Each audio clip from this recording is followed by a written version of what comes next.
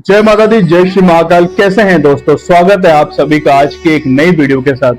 दोस्तों, आज हम लोग राजस्थान की इस पावन भूमि पर, राजस्थान के शूरवीरों की भूमि पर जिन 7 बहनों ने अवतार लिया था, उन 7 बहनों में आज हम लोग 5वीं बहन, जो सबसे बड़ी बहन मानी जाती है 5वें नंबर की, करौली की केला देवी के बारे में हम लोग जानेंगे।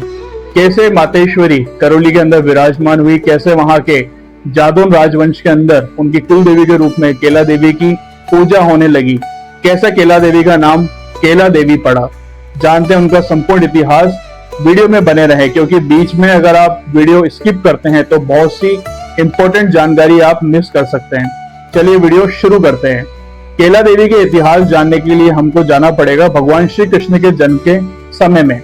भगवान श्री कृष्ण का जब जन्म होने वाला होता है तो उस समय हम सभी को पता है, उस वक्त एक बहुत क्रूर शासक था जिसका नाम था कंस। कंस अपनी मृत्यु से बहुत ज्यादा भय खाता था और उसने अपनी ही बहन को कारावास के अंदर डाला हुआ था, क्योंकि उसको यह पता लग चुका था कि उसका काल अपनी ही बहन की कोख से जन्म लेने वाला है। उसने अपनी बहन और जो उनके पति थे उनको वहां पे कारावास के अंदर डाला। जब एक दिन समय आया भगवान श्री कृष्ण के जन्म लेने का, तब भगवान श्री कृष्ण ने जन्म लिया कारावास के अंदर ही। जन्म लेने के पश्चात सारा जो कारावास था वहां पे रोशनी हो गई, जितने भी वहां पे सैनिक थे सब बेहोश हो गए, ताले अपने आप खुल गए, दरवाजे अपने आप खुल गए। सुदेव जी भगवान श्री कृष्ण को लेकर के नंदगांव की ओर प्रस्थान करते हैं। रास्ते में बहुत तेज वर्षा होती है। बाद में जैसे ही वो वहां पे नंदगांव पहुंचते हैं, यशोदा मैया के यहाँ पे वो भगवान श्री कृष्ण को छोड़ते हैं, रखते हैं, और यशोदा मैया की जो दिव्य एक कन्या वहां पे जन्म लेती है उसको लेकर के वापस अपने कारावास की ओर आ जाते हैं। इस बात की सूचना जब कंस को पता लगता है कि देवकी की 8वीं संतान ने जन्म ले लिया, यानी कि कंस के काल ने जन्म ले लिया है, तो वो गुस्से से पागल होता हुआ कारावास की तरफ जाता है। और जैसे ही वो उस बच्चे को उठाता है जमीन पे मारने के लिए ताकि उसका काल खत्म हो जाए, वो अपने आने वाले भविष्य को टाल दे, वो बच्चा उसके हाथ से छूटता है और एक आकाशवाणी होती है। आकाशवाणी होती है कि है पापी, है कंस, तेरे को मारने वाला इस धरती पे प्रकट हो चुका है। मैं तो योग माया हूँ, मैं शक्ति हूँ। वहां पर से वो जो बच्चा जो होता है वो वहां से गायब हो जाता है, अदृश्य हो जाता है। और फिर जब जिसे हम लोग आज योग माया के नाम से जानते हैं, जो वो बच्चा था उसे ही केला देवी के रूप से आज हम लोग पूछते हैं और मानते हैं। वहां से वो जो कन्या थी, वहां से जब वो शक्ति वहां से जब गायब होती है तो वो त्रिकुट पर्वत पर जाकर के समाहित हो जाती है एक पिंडी के रूप में, जिसे हम लोग केला देवी के रूप में जानते हैं। आइए चलते हैं आगे की तरफ। एक केला देवी के ही आगे इतिहास में एक नाम हमें सुनने को मिलता है, जिनका नाम होता है केदारगिरी बाबा। केदारगिरी बाबा आदिशक्ति जगदम्बा के बहुत बड़े उपासक थे। वो मातेश्वरी की दिन रात तपस्या में लीन रहते थे। उस वक्त केला ग्राम के अंदर एक राक्षस था, जिस राक्षस का नाम 2-3 लोक मान्यताओं के अनुसार 2-3 नाम उसके जानने को हमें मिलते हैं। कोई लोग उसे नागासुर के नाम से जानते हैं, कोई उसे काकासुर बोलता है। इस तरह का जो वो राक्षस था वो वहां पे सभी लोगों पे अत्याचार करता था, बच्चों को पकड़ पकड़ के खा जाता था। जब वहां पे इस बात का पता केदारगिरी बाबा को लगा तो उन्होंने मातेश्वरी से अपनी प्रार्थना करी कि हे माँ, अब आप ही हम सबका रक्षण करने के लिए आओ और हमें इस दुष्ट से बचाओ। केदारगिरी बाबा की तपस्या से प्रसन्न होकर के मातेश्वरी ने, आदिशक्ति जगदम्बा ने वहां पे उनको दर्शन दिए। वो केला देवी का ही स्वरूप है। केला ग्राम के अंदर उस राक्षस को मारा, इसलिए उनका नाम केला देवी पड़ा। केदारगिरी बाबा ने दिन रात मातेश्वरी की सेवा करी, और जहाँ पे मातेश्वरी ने उनको दर्शन दिए थे, जहाँ पे केदारगिरी बाबा अपनी तपस्या करते थे और दिन रात माता की उपासना करते थे, वह आज भी हमें देखने को मिलता है, जहाँ पे हम लोग उसे आज केला देवी गुफा के नाम से जानते हैं।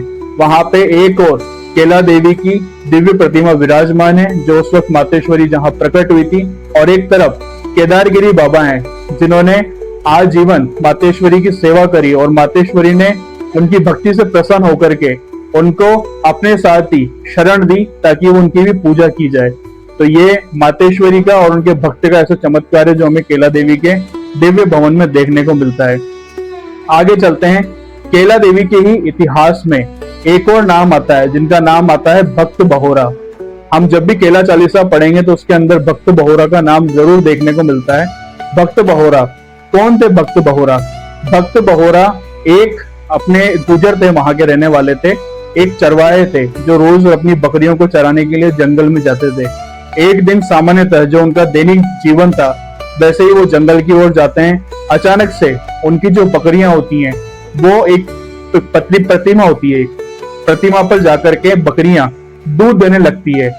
जब वो देखते हैं कि ये क्या दृश्य है तो वो पत्थर हटाते हैं जिसे वो प्रतिमा समझ रहे थे, लेकिन वो एक सिर्फ पत्थर था, एक चट्टान थी।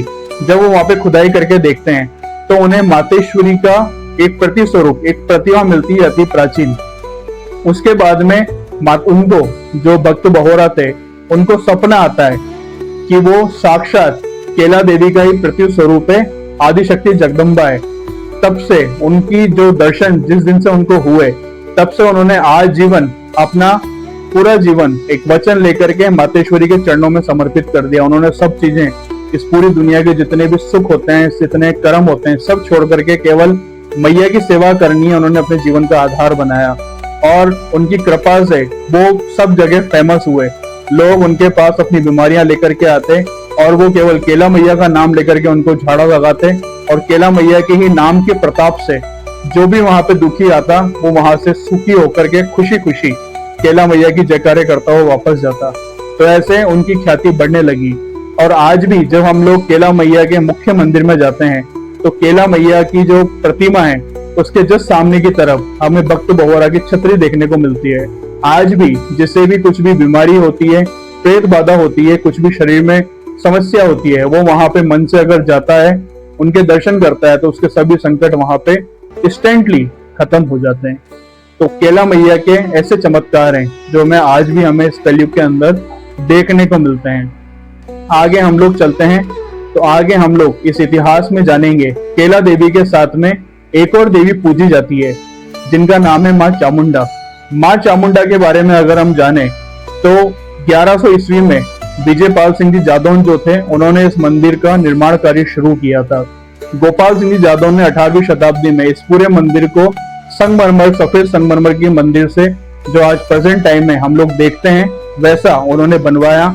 और वो राजस्थान गागरोन जो झालावाड़ में स्थित है वहां से चामुंडा मैया की प्रतिमा लेकर के करौली आए। वहां पे केला मैया के साथ में माँ चामुंडा की प्रतिमा उन्होंने विराजमान करी। तब से इन दोनों की प्रतिमा एक साथ केला देवी में पूजी जाती है। और कहते हैं, और हम लोग जाते हैं, हमारी कुल देवी भी है वहां पे आज भी गर्भगृह के अंदर किसी भी तरह की रोशनी नहीं है क्योंकि मातेश्वरी की जो प्रतिमा है वो इतनी दिव्य है कि वहां पे आज भी जो हमारी जितनी भी मॉडर्निटी है वो कोई भी वैसा चीज वहां पे देखने को नहीं मिलता है। पूरे गर्भगृह में केवल दियों के प्रकाश ही रहते हैं और दियों के प्रकाश में ही हमें मातेश्वरी के दर्शन करने का सौभाग्य प्राप्त होता है। हम लोग जब थोड़ा सा आगे जाते हैं केला देवी में, केला देवी की मंदिर प्रांगण के अंदर सामने हनुमान जी महाराज का स्थान है, भैरव जी का स्थान है।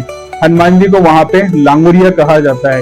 केला मैया के हर वक्त जितने भी भजन है, सब जगह जो भजन होते हैं उसमें लांगुरिया का उल्लेख जरूर मिलता है क्योंकि केला मैया आदिशक्ति जगदम्बा, उनके दो रक्षक आगे पीछे चलते हैं, एक तरफ भैरव, दूसरी तरफ हनुमान जी।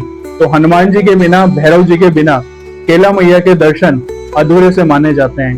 तो ये जो इतिहास है ये हमारी करौली की केला देवी का इतिहास है। कैसा लगा आपको? अगर आपको ये वीडियो अच्छी लगी हो तो इसको ज्यादा से ज्यादा लोगों तक शेयर करें, चैनल को सब्सक्राइब करें, बेल आइकन प्रेस करें, कमेंट बॉक्स में जय माता दी जरूर लिखें। जब भी यहाँ पे दर्शन करने के लिए जाते हैं तो जहाँ पे माँ ने राक्षस का वध किया था वहीं पे ही उनके प्रताप से एक जलधारा फूटी जिसे आज हम लोग काली सिंध नदी के नाम से जानते हैं। जब भी वहां केला मैया के दर्शन के लिए जाते हैं पहले काली सिंध नदी में स्नान करते हैं, फिर माता जी के दर्शन करते हैं।